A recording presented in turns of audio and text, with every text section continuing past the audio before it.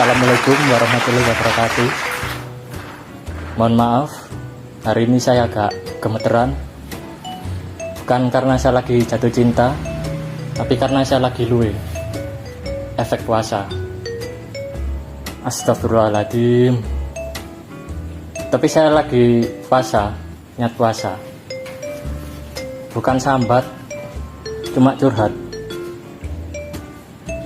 Orang berpuasa ini tidak boleh dijadikan alasan untuk bermalas-malasan.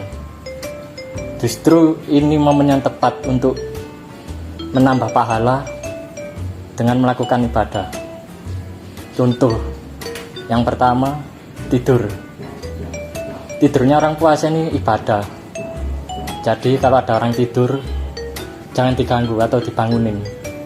Dia sedang ibadah. Terus yang kedua, kerja berangkat pagi sampai kerjaan, tidur di tempat kerja, itu juga ibadah. Jadi pahalanya 2 kali lipat di bulan puasa. Sekian dari saya. Assalamualaikum warahmatullahi wabarakatuh. Selamat malam semuanya. Malam. Selamat berbuka puasa ya buat yang berpuasa. Kalau yang belum berbuka ya silakan dibuka lah. Dan nanti kan kalau nggak dibuka kan sumuk nanti. Oke, karena di sini saya dipaksa untuk stand up lagi, jadinya ya terpaksa stand up lagi. Ya nggak apa-apa lah. Cuma sebenarnya kan nggak ada materi. Jadi ini seadanya aja ya. Oke.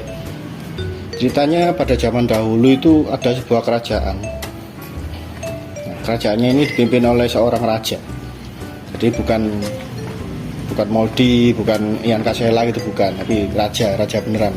Tuben, Pak. Terus pada suatu hari rajanya ini sakit. Nah, tapi sakitnya ini nggak tahu penyebabnya. Pokoknya sakit gitu di bagian perut gitu. Kayak mules gitu, tapi nggak keluar apa-apa gitu. Akhirnya dipanggillah si tabib kerajaan untuk mengobati. Tapi ternyata tabibnya sendiri juga nggak mampu. Akhirnya rajanya pun bikin sebuah sayembara. Barang siapa yang bisa menyembuhkan raja akan dikasih uang sebesar berapa ya kira-kira? 1000 euro lah. Di kerajaan yang pakai duitnya Eropa lah. Ya. Akhirnya dicarikanlah tabib dari seluruh penjuru kerajaan. Terus akhirnya ada satu orang tabib namanya Mansur. Nggak pakai S ini, Mansur. Ya, pakai es dingin. Nanti kalau pakai es dingin nih. Akhirnya Mansur pun menghadap sang raja, berniat untuk mengobati sang raja. Tapi ternyata nggak berhasil. Sampai akhirnya raja pun kembali memberikan pengumuman sayembara. Barang siapa yang bisa menyembuhkan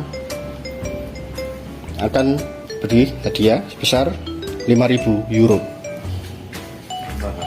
Nambah ini. Akhirnya dicarikanlah tabib dari negeri seberang. Wah, jauh. Akhirnya ketemu, namanya Maggie, tapi nggak pakai Z. Maggie. Setelah menghadap sang raja, akhirnya dengan kemampuannya ternyata masih belum berhasil juga. Sang raja ini masih kesakitan di perutnya itu. Sambil diiringi tangis dari ratu dan putri-putrinya. Tapi ternyata juga masih belum berhasil juga gitu. Sampai akhirnya raja pun kembali mengumumkan bahwa siapa yang bisa menyembuhkan raja akan diberi hadiah yang nggak pernah diterima oleh siapapun. Akan diberikan hadiah yang nggak akan pernah terbayangkan sebelumnya. Nah, 3 hari kemudian muncullah 2 orang tabib dari negeri yang jauh, nggak jauh sih, Ya paling naik ojek sekali lah, nggak jauh-jauh banget lah. Nah, 2 orang tabib ini namanya Hamdan, yang satunya ATT. Jadi kalau dipanggil Hamdan, ATT. Dan ternyata setelah diupayakan, diusahakan, diberi ramuan rahasia dari negeri mereka, akhirnya raja pun bisa sembuh. Hingga akhirnya raja pun memberikan hadiah kepada si Hamdan dan si ATT. Akhirnya raja pun menikahi kedua tabib tersebut. Sekian. Waalaikumsalam warahmatullahi wabarakatuh. Belum. Wabarakatuh. Oh, ya udah. Hari ini saya nggak stand up ya. Saya mau memayokkan, memasarkan hotel sebelah. Hotel pas sebelah tadi. Cuma sebelah. Sebelahnya tadi kafe ini. Ini saya mau membacakan beberapa peraturan hotel dan fasilitasnya. Langsung aja ya. Oh ya, selamat malam. Waalaikumsalam. Nuh, malam. Ini kafenya ramai sekali ya. Muka-muka yang di sini mau menginap di hotel sebelahnya. Peraturan hotel. Jadwal check-in pukul 11. Check-outnya pukul 12.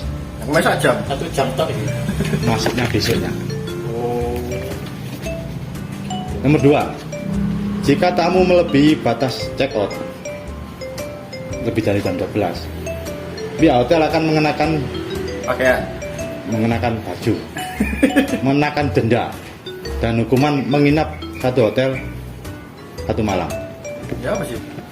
Kok malah dikangenin nginep mana? Iya, tapi di bagian dapur, cuci piring dan sebagainya. Hukumannya itu.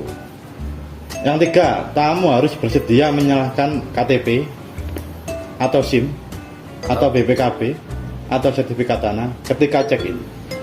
Pilih salah satu. Larangan dong. Larang gimana? sertifikat tanah itu. Ya kayak Salah siji. jaminan. Kalau nggak punya KTP, sertifikat tanah. Kalau nggak punya BPKB, Kartu pelajar kali. ya boleh. Tapi ambil surat pernyataan di atas materai. Dan dapat diminta kembali ketika check out. Itu pun kalau tamu memintanya. Kalau nggak mau ya nggak apa-apa, taruh di hotel. Lumayan sertifikat tanah. 4, kapasitas maksimal tamu adalah 2 orang untuk 1 kamar. Kecuali kamar tipe triple, family, dan kamar jenazah. Bukan kamar jenazah.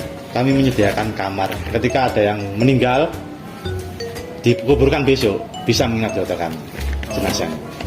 Lengkap, lengkap hotel kami ya. Tepuk tangan nggak apa? Nggak apa. Nomor 5 ya, untuk pembatalan pemesanan kamar, biasanya kan kamar dibatal. Bisa tekan tombol cancel dan Tombol subscribe. bisa video ini. Dan diberi batas maksimal. Jadi pemesanan itu nggak boleh melebihi batas maksimal. Berapa hari gitu. Jika melebihi batas maksimal akan ditetapkan DP-nya pemesanan tidak bisa dikembalikan. Karena semua itu akan dikembalikan kepada yang berwajib. Iya apa sih? Ya enggak, urusan polisi lah. Rumput. Nah iya. Hotel. Enggak, tapi kalau enggak batal enggak karuat. Nomor 6, tamu dilarang membuat suara mengganggu. Contohnya Kalau di kamar mengganggu, enggak boleh. Suara yang lain aja. menggonggong boleh berarti ya. Boleh, yang enggak boleh itu suara mengganggu. Berisik ya kalau. Yang kedua, melakukan perbuatan yang melanggar hukum. Baik hukum rimba, hukum alam, hukum fisika, enggak boleh. Dilarang membawa minuman keras. Tahu minuman keras? Di kafe ini ada? Enggak ada di kafe ini. Minuman yang sudah dikeraskan ya kira-kira semasa Kapten Amerika lah, sudah lama itu. 70 tahun. Karena sudah expired, nggak boleh. Terus tidak boleh membawa narkoba, nggak boleh, karena obat terlarang. Sebenarnya nggak boleh membawa aja, kecuali kalau diminum terus nggak apa-apa. Kalau dibawa aja ya percuma minuman. Dikunyah itu ya apa ya? Nah itu. Nomor 7, tamu dilarang membawa pulang barang atau properti kamar hotel. Seperti handuk beserta wastafel nggak boleh. Remote beserta TV dan AC nggak boleh. Jam tangan boleh. Jam dinding. Jam dingin beserta temboknya nggak boleh. Spray beserta spring bed nggak boleh. Siapa yang gue jam dinding, sak dinding-dindingnya. Nah, nggak boleh itu. Namun ada pula hotel yang mengizinkan, ada yang mengizinkan. Dalam dia untuk jam dinding. Tentu dengan syarat khusus, mengganti dengan sejumlah biaya. Biaya tersebut sesuai AET yang berlaku di Pulau Jawa dan Bali tanpa potongan diskon. PPN wis tadi. Nggak ada. Nomor 8, tamu dilarang menginap satu kamar dengan lawan jenis, lawan tanding, atau lawan orang tua. Nggak boleh. Lawan politik nggak apa-apa ya? Ya, nggak boleh juga. Itu kecuali suami istri boleh ya. Suami istrinya lawan jenis. Ya, kan nggak boleh berlawanan. Duh, ya, Harus berhadapan. Duh. Fasilitas hotel ini ya, fasilitas hotel. Dilengkapi ini, pintu utama terletak di depan langsung. Ya iyalah, nggak mungkin itu utama masa di atas ini. Nah ini kan lebih jelasnya lagi. Nanti kalau pintu utama sama pintu belakang nggak tahu kan. Ada 5 pintu darurat dan 5 pintu keluar. Sebenarnya sama sih. Cuman Ini apa loh? fungsinya pintu darurat itu untuk emergency, untuk yang pengen cepat keluar dari hotel dengan cepat. Ya, apa ya coba? Kalau ada sesuatu kebakaran.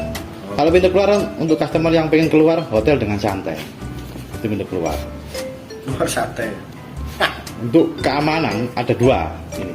Yang manual sama teknologi. Yang manual ini kita sediakan security, meliputi satpam, hansip, dan preman pasar. Kita kerjasama semua, loh. Tenang aja. CCTV utama ada di setiap ruangan untuk mengawasi sekitar ruangan. CCTV khusus disediakan untuk mengawasi CCTV utama. Ya apa sih? Jadi CCTV dalam CCTV CCTV ada 2. ribet. Untuk kolam renang dan ada kolam renang umum, ada khusus dan ada kamar mandi. Itu sekian dari kami, semoga dapat ke hotel kami ya. Ngapain Pak? Ribet. Kita ada 3S, senyum, sapa, santai. Terima kasih. Assalamualaikum warahmatullahi wabarakatuh.